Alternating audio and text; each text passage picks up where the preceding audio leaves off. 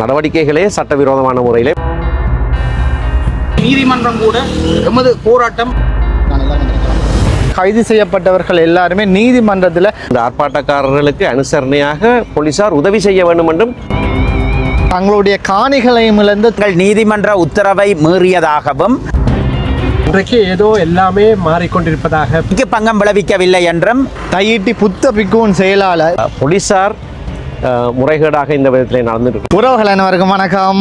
நான் உங்கள் ராஜு. நாங்கள் நிற்கிற இடம் ஜாழ் மாவட்டத்தில் குறிப்பாக சொல்லணும்னா மல்லாக பகுதியில் நீதிமன்றத்துக்கு முற்பகுதியில் தான் நிற்கிறோம். இன்றைய தினம் ஒரு முக்கியமான ஒரு விடயத்தை இந்த காணொலியில் உங்களுக்கு குறிப்பிட போகிறேன்.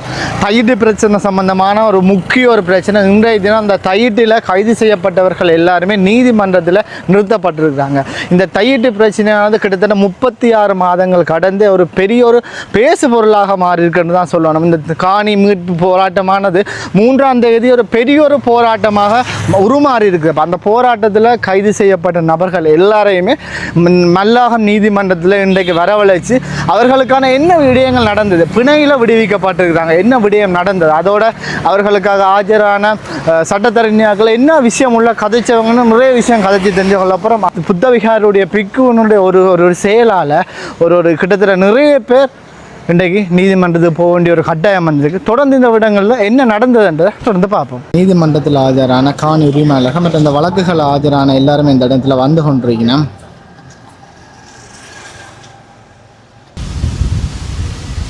தையிட்டி விகாரையிலே நடைபெற்ற அமைதி வழி போராட்டம் சம்பந்தமாக இன்றைக்கு 3 அல்லது 4 வழக்குகள் 5 வழக்குகள் தாக்கல் செய்யப்பட்டிருந்தன. பலருக்கு எதிராக இந்த வழக்குகள் தாக்கல் செய்யப்பட்டிருந்தன. அதிலே பிரதேச சபை தவிசாளர் திரு சோமசுந்தரம் சுவீதனுக்கும் மற்றைய பிரதேச சபை உறுப்பினர்களுக்கும் வேறு சிலருக்குமாக நான் ஆஜரானேன். சிரேஷ்ட சட்டத்தரணி திரு ஸ்ரீகாந்த் அவர்கள் வேறு சில சந்தேக நபர்களுக்காக ஆஜராகியிருந்தார். கலாநிதி குருபரன் அவர்கள் இன்னும் சில சந்தேக நபர்களுக்காக ஆஜராகியிருந்தார்கள். நாங்கள் 3 பேரும் சமர்ப்பணங்கள் செய்திருந்தோம். சுருக்கமாக சொல்வதாக இருந்தால் இந்த நீதிமன்ற நடவடிக்கைகள் அனைத்தும் நடவடிக்கைகளே சட்டவிரோதமான முறையிலே போலீசார் ஆரம்பித்திருக்கிறார்கள். இப்படியான நீதிமன்ற நடவடிக்கையை ஆரம்பிப்பதற்கு போலீசாருக்கு சட்டத்திலே உரித்து கிடையாது. இந்த அமைதி வழி ஆர்ப்பாட்டங்களை நடத்துவதற்கு இலங்கை அரசியலமைப்பிலும் தீர்க்கப்பட்ட பல வழக்குகளிலேயும் உரித்து கொடுக்கப்பட்டிருக்கிறது. உரித்து கொடுக்கப்பட்டது மட்டுமல்ல, அப்படியான ஆர்ப்பாட்டங்கள் நடைபெறுவதை உற்சாகப்படுத்த வேண்டும் என்றும் அந்த தீர்ப்புகளில் சொல்லப்பட்டிருக்கிறது. அது நடைபெறுகிற போது அந்த ஆர்ப்பாட்டக்காரர்களுக்கு அனுசரணையாக போலீசார் உதவி செய்ய வேண்டும் என்றும் அந்த நீதிமன்ற தீர்ப்புகளிலே சொல்லப்பட்டிருக்கிறது. அவற்றையும் சுட்டிக்காட்டினோம்.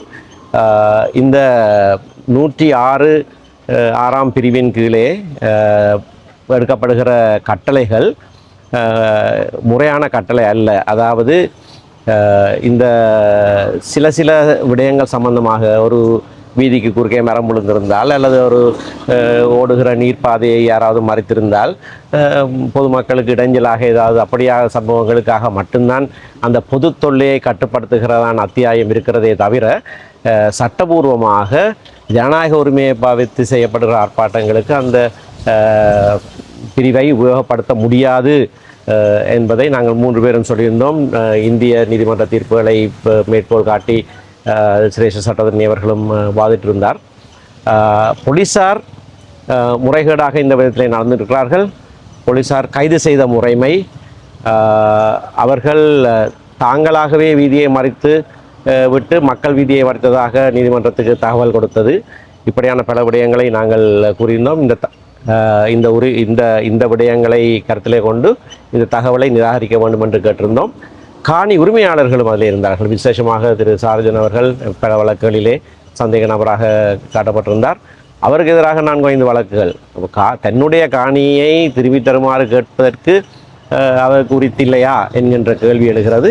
சமாதானத்தை பேணுவதற்காக அவர்களை பிணைமுறி ஒன்று கைச்சாத்திட வேண்டும் என்று இன்னொரு வழக்கு தாக்கல் செய்யப்பட்டிருந்தது. சமாதானத்தை அவர்கள் குலைக்கவே இல்லை. சமாதானத்து இரு தரப்பினருக்கிடையே மோதல் ஏற்படும் என்று சொன்னால் இன்னொரு தரப்பை நிறுத்தியிருக்க வேண்டும். அப்படி ஒரு தரப்பு நிறுத்தப்படவில்லை.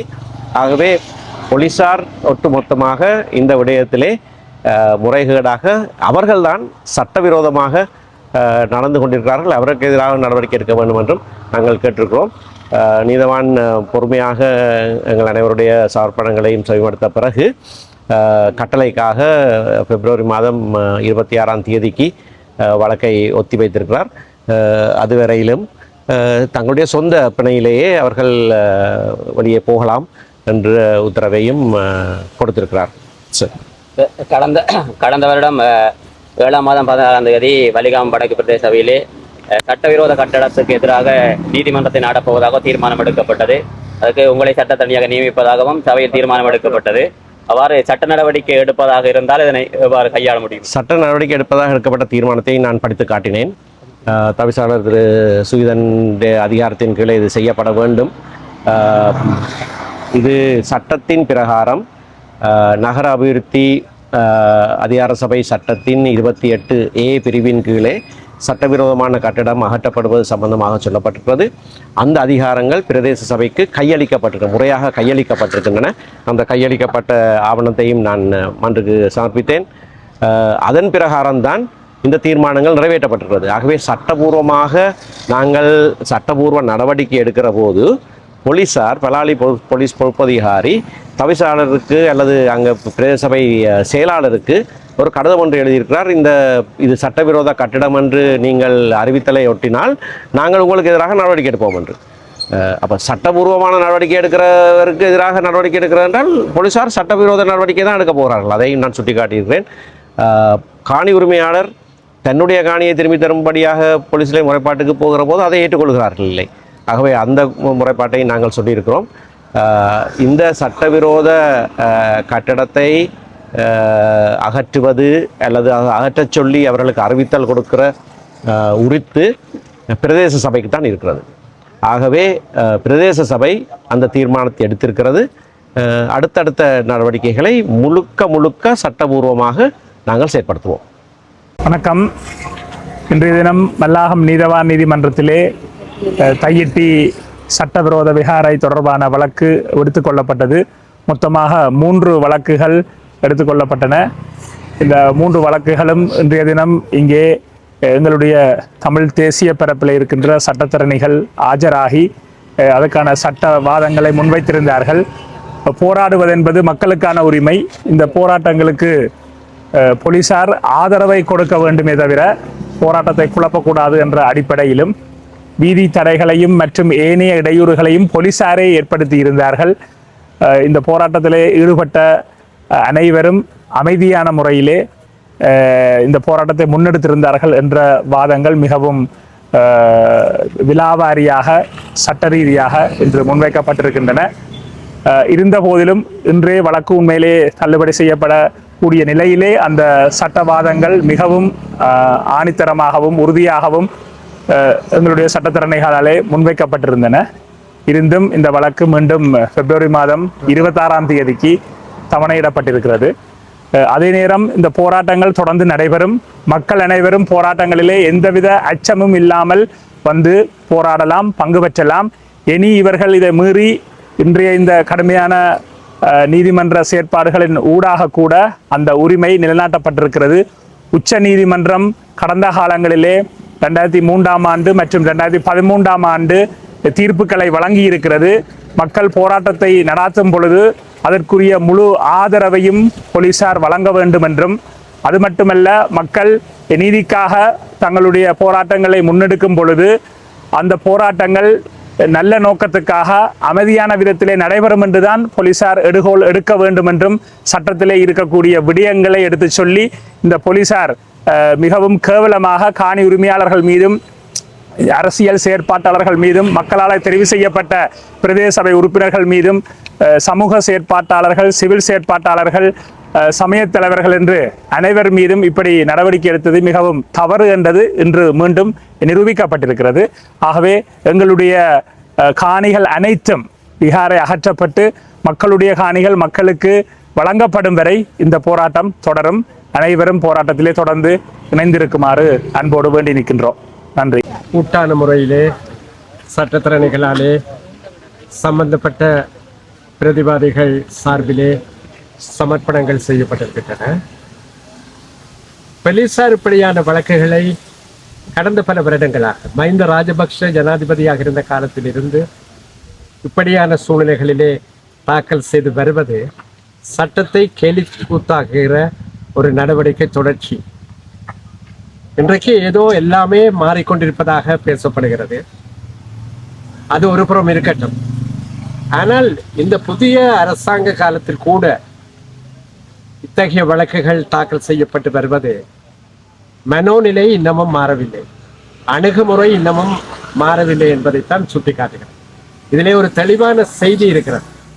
அந்த செய்தியை நாங்கள் அனைவரும் நமது மக்களும் எவ்வளவு விரைவாக புரிந்து கொள்கிறோமோ அவ்வளவுக்கு எங்களுக்கு நல்லது. என்னுடைய நண்பர் தெரிவித்ததற்கு மேலதிகமாக அவற்றோடு இணைந்து அவற்றோடு சேர்ந்து சற்று வழக்குக்கு வெளியே சென்று நான் கூறக்கூடியது ஒன்றுதான். அதாவது விஷயங்கள் நாங்களாக மாற்றுகிற வரையிலே ஒரு பொழுதும் தானாக மாற மாட்டோம். நன்றி. இன்றைய தினம் தையிட்டி சட்ட விரோத விகாரைக்கு எதிராக போராடிய எங்களுடைய வழக்குகள் எடுக்கப்பட்டன. ஏற்கனவே நாங்கள் தையிட்டி சட்டவிரோத விகாரைக்கு எதிராக போராடியமைக்காக தாக்கல் செய்யப்பட்ட வழக்கு எதிர்வரும் 26ஆம் தேதி என்று அறிவிக்கப்பட்டிருந்தது. அந்த வழக்கிலே நாங்கள் பிணையிலே விடுவிக்கப்பட்டிருந்தோம். அந்த வழக்கு மீள எடுக்கப்பட்டு ஆராயப்பட்டது. அந்த வழக்கு இன்றைய தினம் மீள எடுக்கப்பட்டு ஆராயப்பட்டது. 26ஆம் தேதி என்று அறிவிக்கப்பட்டிருந்த போதும் இன்றைய தினமே ஆராயப்பட்டது. இதை காட்டிலும் மேலதிகமான ஒரு வழக்காக பிரதேச சபை உறுப்பினர்களுக்கும் ஏனையோர்களுக்கும் எங்களையும் உள்ளடக்கியதாக ஒரு குற்றப்பத்திரிகை ஒன்றையும் போலீசார் தாக்கல் செய்திருந்தார்கள். போலீசார் நாங்கள் நீதிமன்ற உத்தரவை மீறியதாகவும் அதே சமயம் நல்லிணக்கம், அமைதி, சமாதானத்துக்கு பங்கம் விளைவித்ததாகவும் கூறி எங்கள் மீது வழக்கு தாக்கல் செய்திருந்தார்கள். எங்கள் மீது குற்றங்களை அடுக்கியிருந்தார்கள். அந்த நிலைமையிலே எங்கள் சார்பாக ஆஜரான சட்டத்தரணிகள், முன்னிலையான சட்டத்தரணிகள் இந்த இடத்திலே நாங்கள் அமைதிக்கு பங்கம் விளைவிக்கவில்லை என்றும் இது தொடர்ச்சியாக இடம்பெற்று வருகின்ற போராட்டம் என்பதை சுட்டிக்காட்டியதுடன் போலீசாரே இந்த இடத்திலே சட்டம் ஒழுங்கை மீறினார்கள் என்றும் அவர்களுக்கு எதிராகவே நடவடிக்கைகள் எடுக்கப்பட வேண்டும் என்றும் வலியுறுத்தினார்கள். இதேவேளை இருதரப்பினுடைய வாத பிரதிவாதங்களையும் ஆராய்ந்த கௌரவ நீதிமன்றம் எங்களை சொந்த பிணையிலே செல்வதற்கு அனுமதித்து 50,000 ரூபாய் பெறுமதியான சொந்த பிணையில் ஒரு வழக்கிலும் மேலதிகமான இன்னொரு வழக்கிலும் சொந்த பிணையிலும் செல்வதற்கு அனுமதித்தது. இதேவேளை மேலும் சிலருக்கு 3 வழக்குகளும் காணப்படுகின்றன. எனக்கு 2 வழக்குகள் தாக்கல் செய்யப்பட்டிருக்கின்றது. அங்கே சட்டவிரோத விகாரைக்கு எதிராக ஆர்ப்பாட்டத்தில் ஈடுபட்டமை என்பது தொடர்பாக சொல்லப்பட்டிருக்கின்றது. ஒரு ஜனநாயக நாட்டிலே ஆர்ப்பாட்டம் என்பது ஒரு சட்ட ரீதியாக ஏற்றுக்கொள்ளப்பட்டது ஒன்றொன்று. அதற்கு போலீசார் துணையாக இருந்திருக்க வேண்டுமே தவிர அதற்கு எதிராக இருந்திருக்க முடியாது என்றும் கௌரவ நீதிமன்றத்திலே முன்வைக்கப்பட்டது. அந்த அடிப்படையிலே இந்த வழக்கு எதிர்வரும் மாசி மாதம் 26ஆம் தேதி ஒத்திவைக்கப்பட்டிருக்கின்றது. நாங்கள் சொந்த பிணையிலே விடுவிக்கப்பட்டிருக்கின்றோம். எங்களுடைய இந்த கடந்த காலத்திலிருந்து நாங்கள் எதிர்கொண்டு வருகின்ற நிலைமையிலே வைத்தியசாலையிலே நானும் திரு மதிப்புக்குரிய வேலன் சுவாமிகள் அவர்களும் அனுமதிக்கப்பட்டு எங்களுக்கு எதிராக மேற்கொள்ளப்பட்ட சித்திரவதைகள் தொடர்பாக சிகிச்சை பெற்றிருக்கின்றோம். அந்த விடயங்களும் அங்கே சமர்ப்பணம் செய்யப்பட்டன.